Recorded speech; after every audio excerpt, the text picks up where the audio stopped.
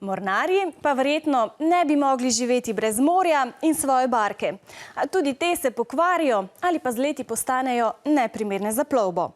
Kar 70% ladij z vsega sveta na uničenje odpeljejo v Bangladeš, Indijo ali Pakistan, ker jih pustijo kje na obali. Ladje bi lahko razstavili tudi v Evropi ali ZDA, a je to dražje, v Južni Aziji pa poceni, a žal bolj nevarno tudi za okolje.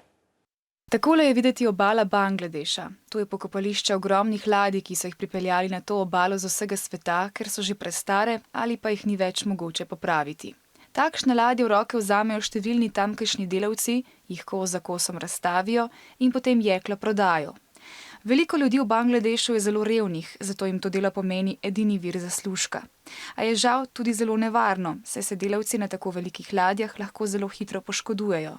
Škodljive so tudi strupene tekočine, kot so olja in barve, ki jih na takih ladjah veliko. Arbeiter arbeiten hier direkt auf dem Strand. Das heißt, sie können oft nicht mal Schuhe tragen, weil sie mit einem Stiefel im Schlamm stecken bleiben würden. Das heißt, die Arbeiter arbeiten barfuß. Zaradi neprimernih pogojev dela okoli 40% delavcev umre, v nevarnosti pa so tudi otroci, ki se igrajo na obali. Poleg tega morajo to nevarno delo opravljati tudi zelo mladi.